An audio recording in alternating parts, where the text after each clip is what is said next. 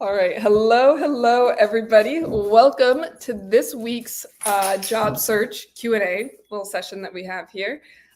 This week, our main focus is going to be all about the salary negotiation part, along with answering any questions that you guys have about your job search. So for those of you who don't know us, my name is Katie. I'm a coach at Career Sprout, and this is our founder. Hey everyone, my name is Gaurav Villani, and as Katie mentioned, this is our weekly Q&A live that we do every single Wednesday at 10 a.m. Pacific, 1 p.m. Eastern. And the reason we chose this topic today is because this past weekend we sent to our newsletter. In our newsletter, we sent our guide on how to negotiate a salary. And outside of interviewing, this is probably one of the areas that most people get nervous about, tripped up on, and just they don't know how to navigate it. And we had so many questions that came in about how do we do this and all the things. So maybe that's my fault because I could have done a better job of writing that guide. However, we put together a presentation that we think will really help you on understanding how do you negotiate. So we're going to be sharing our screen. But if you guys are here for the first time, or if you're a repeating viewer, welcome. Thank you so much for joining us. And if you can hear us okay, please let us know. Just let us know if you could hear us okay. And if you can, please like this video, heart it, whatever, so we can get it out to more people. Yeah. So with that said, go ahead. Real quick, the other thing that may be helpful, just so that we can tailor this a little bit to the folks who are live, let us know what position you are applying for right now, like the position and the level of seniority. So are you going for, senior program manager? Are you looking for VP of operations? What are you applying for right now? And then that way we can tailor it a little bit. Cool. Awesome. All right. So I'm going to share my screen and then we can get into it. K-Mac, I'll let you start. And then when you want me to just go to the next slide, let me know. I feel like I'm being like a 5th grade classroom with one of those slide presenters. I know. Here we go.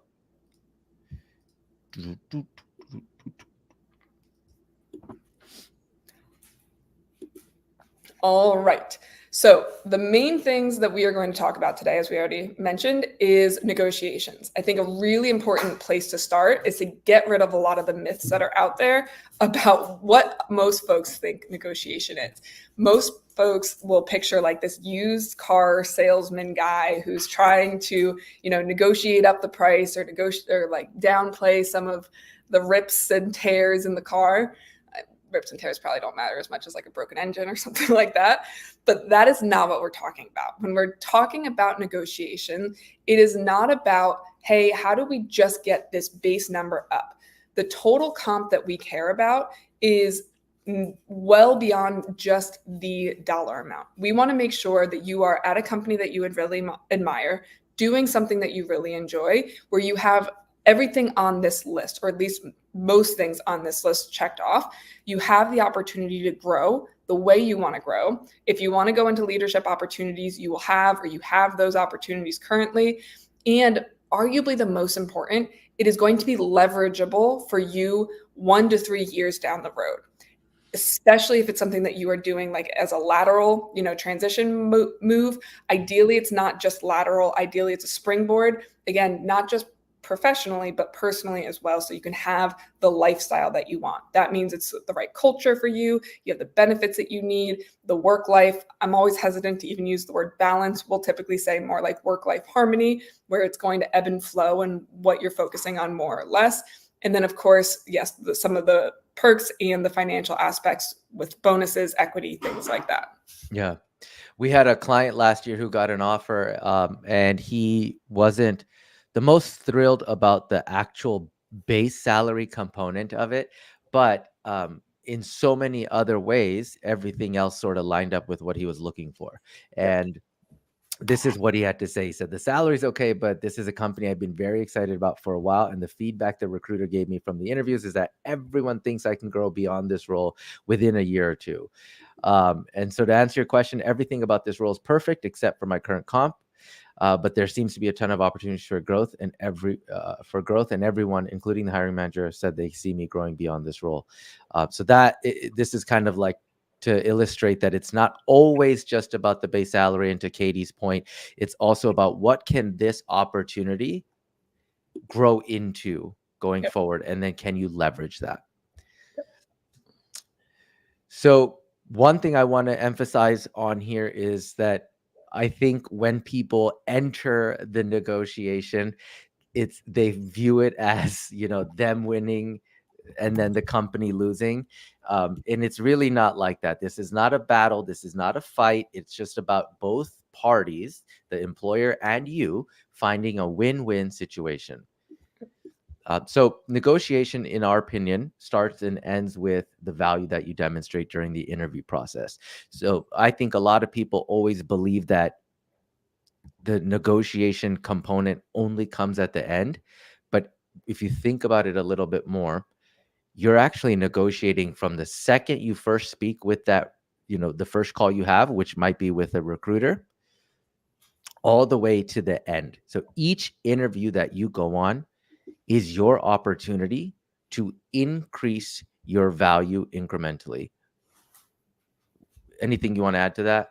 No, I think just one tactical thing that I'd like to add is in those initial calls, when you are first starting and you're having that conversation with a recruiter, the response that we always like to share, and I think this may even come later on, but I think it's worth repeating, is you don't want to say, hey, I'm not accepting anything less than $300,000, right? Or whatever your number is. When we say that it starts early on, what you want to do is make sure that you are giving yourself the opportunity to uncover your value to the company. So the phrasing that our clients will usually use is, salary is not my number one motivator.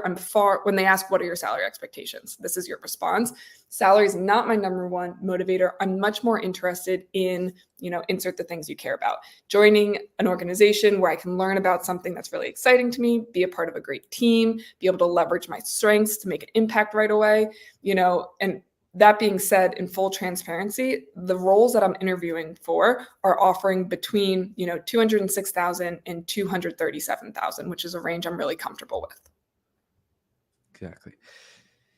So, what are some of the things you should do ahead of you negotiating, ahead of you actually getting the offer? First and foremost, one of the things that you want to think about is when you apply for a role or you reach out to somebody, and the first thing that you're going to do is probably get on a call with the recruiter. Keep in mind that in that call, at some point, the recruiter will say, well, what are your salary expectations? Now, if they say, how much are you making? That's illegal in, I think, most states. I forgot the states that it's still not illegal in, but they're not allowed to ask that. So most recruiters will ask, what are your salary expectations, or what are you looking for going forward? And so before you ever get on this call with the recruiter, you want to factor in a few things. One, how much is my skill set worth in the open market? And to me, this is the most important one, because I think people negotiate based on what they're making today. And that is a big red flag. You'd never want to negotiate based on what you're making today. You want to negotiate based on what your value is worth in the open market. So we've seen this a lot where, sometimes we'll showcase on our LinkedIn profile, like, hey, this client just went from 97,000 all the way to 150,000. And then someone will say, well, what kind of sorcery is this? And it's like, well, there's no sorcery. I promise you that.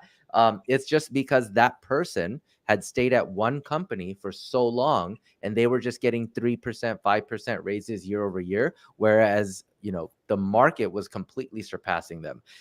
There's a stat that Forbes put out where if you stay in one, each time you leave one company to go to another, you stand to make a 15 to 25% increase in your salary.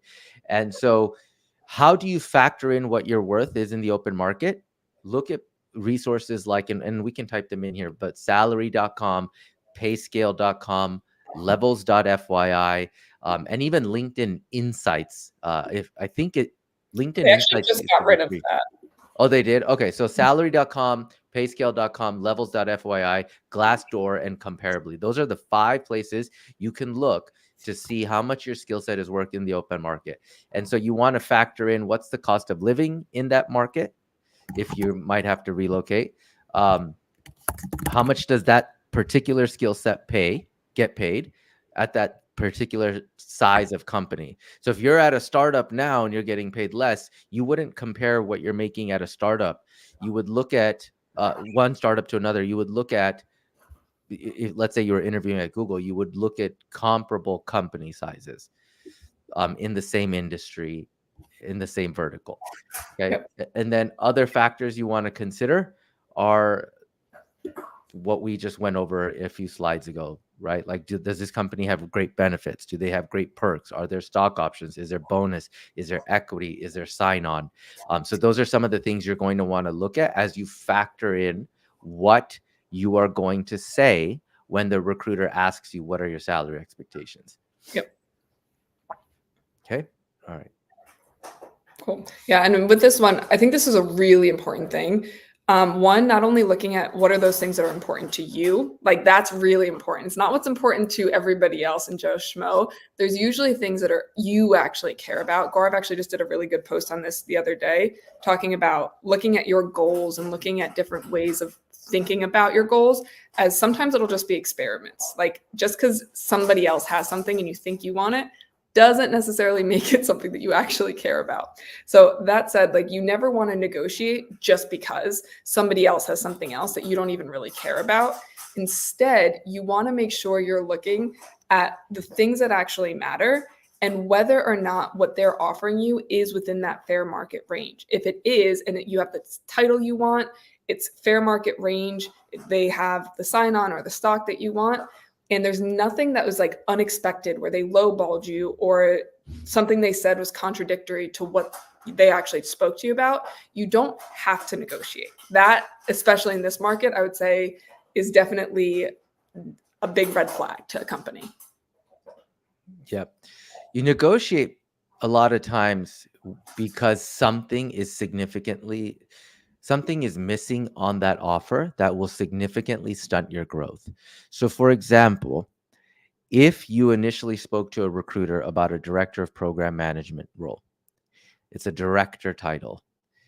And then at the end of it, you see that the title says senior manager of program management. Right? That's a level below director. That is something that could stunt your growth, because if you went into this thinking, all right, great, I'm going to step into a director level role, that means in the next 1 year, 2 years, 3 years, whatever, you can presumably step into a senior director role, or maybe even skip and go to a VP role. But if they end up giving you a senior manager title, then the next role up would be a director. So that's something that could significantly stunt your growth, slow down your growth.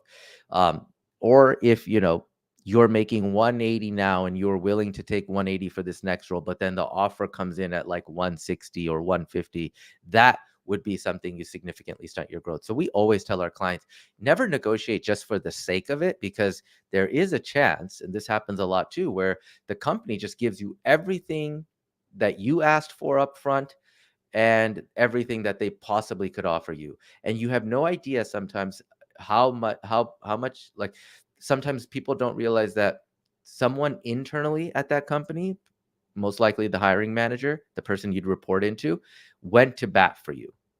So if they went to bat and got you everything you asked for, and then you still try to negotiate on top of that, you run the risk of potentially turning them off, upsetting them, right? So don't negotiate for the sake of it. Negotiate because something on that offer is missing or less than that would hurt you in the long term. So I think someone just asked this question, Katie, what is your thoughts on negotiating for a higher title? Do you want to take that one? You're on mute, by the way. There we go. I said, so that's actually coming up, I think 2 slides from now.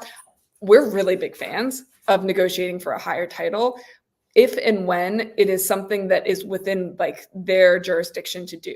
Not every company can actually give you a higher title for many different reasons, But if they are stuck on salary or they're stuck on, the financial aspect of it, it is very beneficial oftentimes to be able, if you can get that higher title, because again, as Gaurav just mentioned, that allows you to set yourself up for more, having a better leverage 1, 2, 3, 4 years from now. Yeah. I would, if it were up to me, rather than negotiating an extra 5,000 or 10,000 on my base salary, Yep. I'd rather just negotiate a bigger title. Yep. 100%. Yeah. Because that $10,000, when you factor in taxes and all of that, at the end of the day, that extra 5K is not going to change your life, but a higher title will. That's exactly what the next slide says too, I think. Oh, there you go. Oh yeah. So I should have prepped, huh? So here we go. We answered that. Hopefully that answers your question. Yep. All right, we'll go to the next slide. Yeah. And this is what we just talked about too. Like when it is too low or below average, like let's say it's even below what we would deem like fair market, that's up to you to determine whether or not it makes sense to pursue. Even still, we have had plenty of folks who, and I'll even speak for myself here, I've accepted a job that was way lower. We've had folks in the program accept a job that was way lower because there was a different type of opportunity that was more beneficial when they zoomed out and they looked at the big picture. Whether it was quick path to promotion, it was a really good company, really good learning. This is especially important.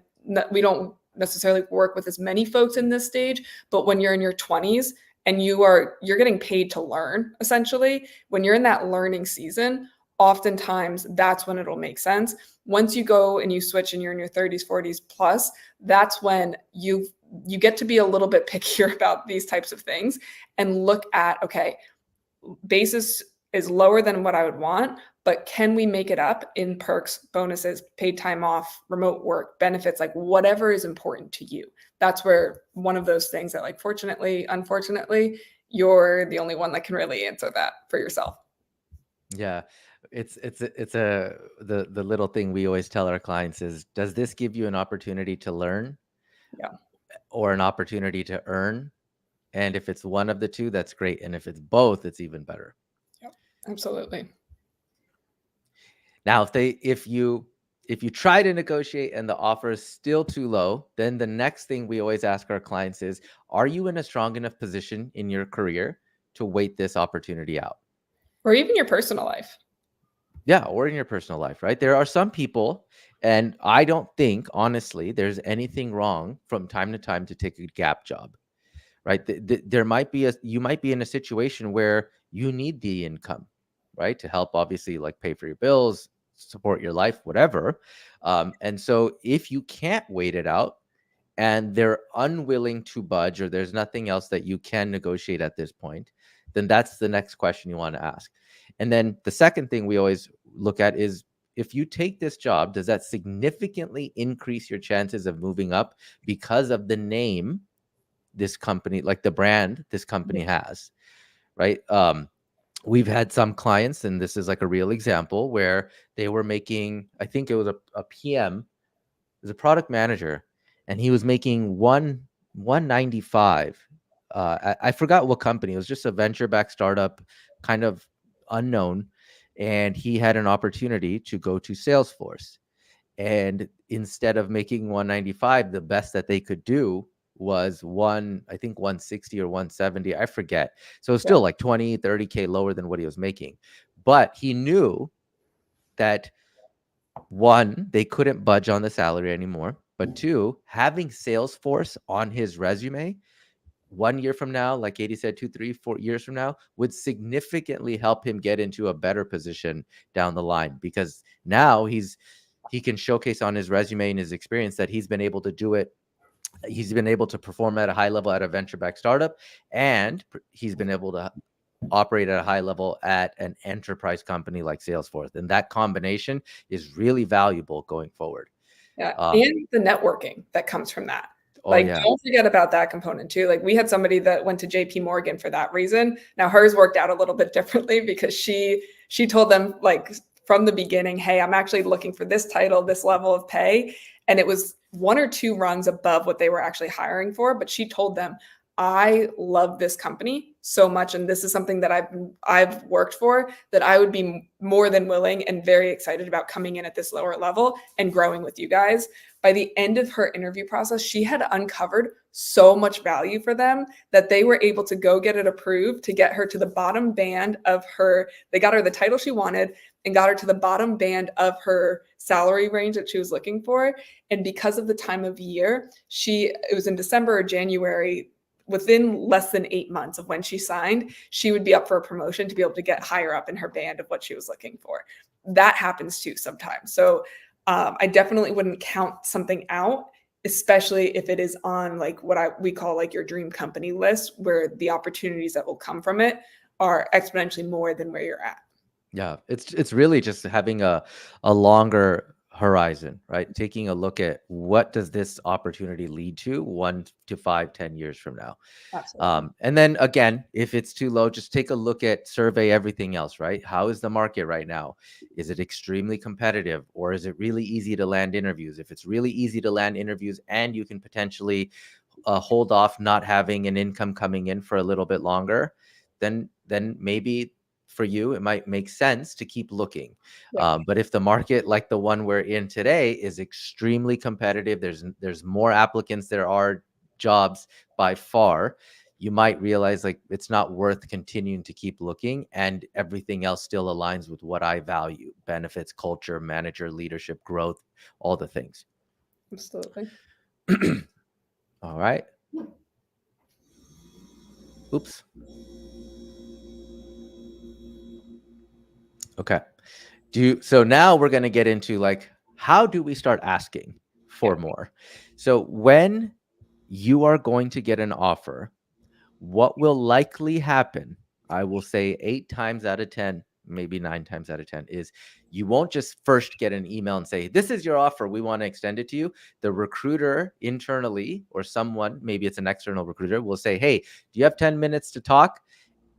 And if they're asking you that, that's a great sign, because you know an offer is likely to come. Because most of the time, the average recruiter, if you didn't get the job, instead of calling you to tell you that, they'll just send you the email directly.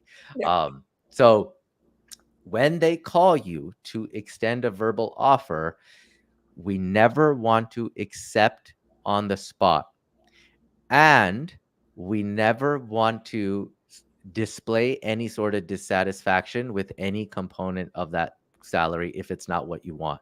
So what we recommend is always say the following. Just say, thank you so much for extending this offer. I'm really excited about the potential of joining this team. Would you please email me the offer details and the benefits information so that I can read it over thoroughly, and then I'll get back to you with any questions. Anything you want to add to that, Katie? No, I just want to really emphasize, you need a poker face. Like if there's something on there, you're like, oh, I hate this. There is no aspect of your face or your voice that should ever show that. There is still plenty of time. We'll go into how you articulate that without them wanting to rescind the offer from you, or without them getting nervous. Yeah. The last thing you want them to do is feel like she's not going to accept this. Yep. Because they have backups, especially in this market. Yeah, exactly. All right. So like we said, when the offer is extended verbally, just say, thank you so much. Please email the details over. I'll take a look at it. And I'll get back to you with any questions. And then, do you want to go into this one? Sure. Yeah. So with this, I mean, we just kind of said this. We're never going to just say to them like, nah, like I don't want this, or I want this instead. It's not actually about you at all. This is where we pull in all of that market research that we already did, and the value that you can bring based on your past experience and what is required of this role. So we'll go into a couple scripts here. Yeah, we're going to give you a really powerful script in a second. But when you, and we've seen this mistake, people make this mistake before, and it's kind of unfortunate. When they say, hey, the offer for this role is 150, and you were ideally targeting 175. We wouldn't just say, no, sorry, 150 is too low, I want 175, because the second you do that, it is really easy for them to just be like, sorry, we can't do it. And now you're fresh out of luck, because it becomes this really uncomfortable back and forth. Because then you'll say, okay, well, not 175. Well, then what about a higher title? Or what about if they're like, sorry, can't do higher title, then you're like, oh, well, what about this? And it becomes where you are on the defensive and almost coming across a little bit desperate. So the script we're about to show you in a second is the one that works the best. Yep. It's called your Chinese. Oh, wait, that's the next slide. Yeah. Yeah. We're going to implement something called the Chinese menu philosophy. Side note, do you like Chinese food? Do I like Chinese food? Yeah.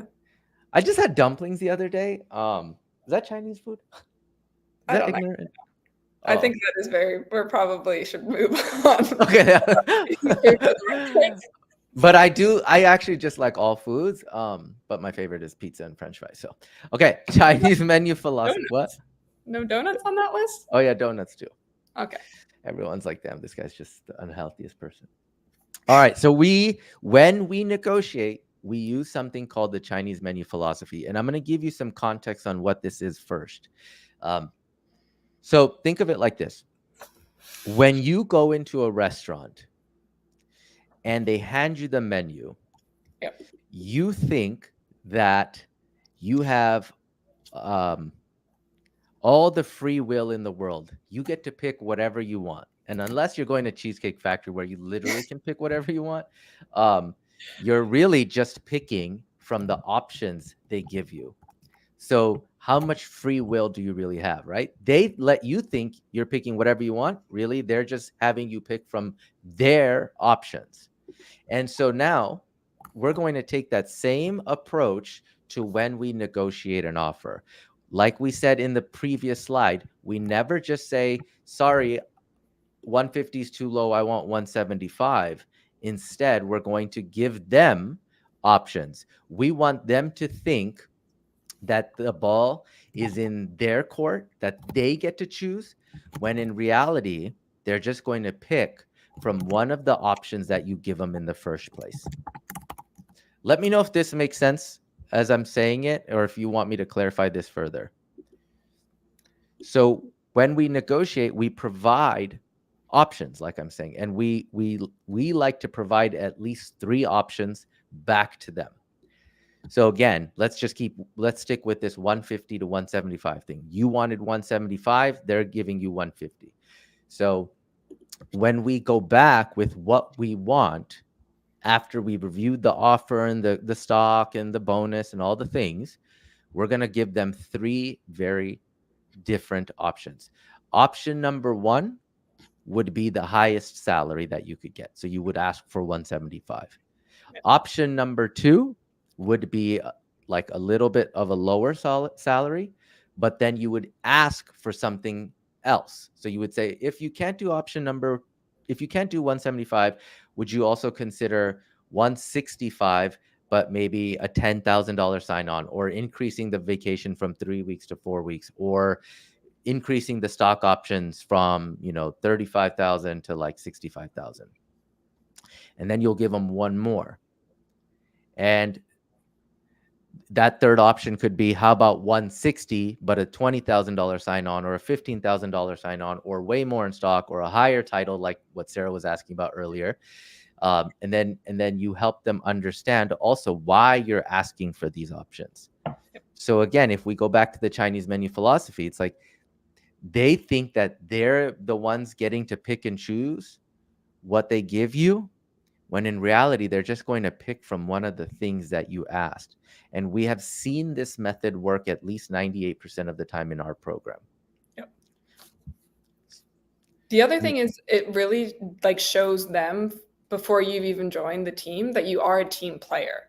It's not like, oh, you're entitled to anything. It's like, hey, I would love to find a win-win. Like, I understand you may not be able to budge here. Is there anywhere where it's like a win-win where you can budge here and it's no problem for you? Exactly. Okay, so now let's get into the one of the scripts our clients actually used. Yep. So here's the before. One of our clients got a job offer at TikTok. Did it say TikTok? Oh, it didn't say TikTok. All right. Anyway, he got an offer. Yeah, he got a job offer at TikTok. Okay. Here was what they offered him: 140,000 plus 25% average bonus with no cap, 425 RSUs, which is the equivalent of 20K. So the total comp he got was 195. And then there was 15 days of PTO, 50% match on 401k, whatever. Okay. So now here is the script that he sent them using the Chinese menu philosophy, providing 3 options.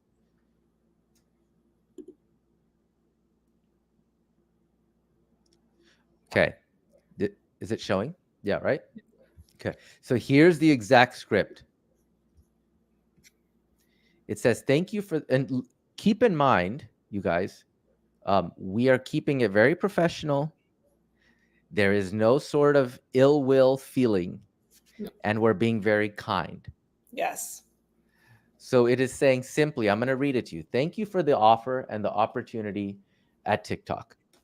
I look forward to potentially working with the team and growing with the company. Again, to Katie's point, showing you're a team player, you're excited about helping them. After reviewing the offer and the benefits handbook, I want to be fully transparent regarding the numbers. Then remember how we said, give them a reason for why you're asking for what you're asking. Based on the exploratory research that I did on this role via Glassdoor, PayScale, Comparably, etc., plus factoring in my background and how my experience along with my achievements are very much aligned with what is being required in this role at TikTok, I found that a more comparable salary range for this role is anywhere between 153.5 and 165. We also like to use very specific numbers because it just feels more real. Lastly, and if this is the case for you, then you would include this. The other 2 roles I'm in the final stages of the interview process with, both have starting salaries of 160K plus. Based on these numbers, I think we're a little bit off from my expectation of the salary and the total comp. And now here's where the kind part comes in. I'd like to respectfully ask if there is any flexibility to close that gap and if you'd consider one of the following options. Now, remember, if we go back, I'm going to just go back here. Option number 1 is the highest salary you can ask for. Option number 2 is like the medium salary. And then option number 3 is a slightly lower salary, but then everything else. So he got 140, 25% average RSUs. A bonus, and then 425 RSUs. Okay, so that's 20K in comp. So here's what he asked for. He got 140. He asked for 160. Everything else remaining the same. Or 155, and instead of a 20% bonus, I'd like a 35% bonus and increase it to 25K RSUs. Or 150 with an annual 35% average bonus and 30K in RSUs. And then he says, again, I'm extremely optimistic about this opportunity, and this is still my number 1 choice and happy to discuss further. Now, keep in mind, again, this is really important.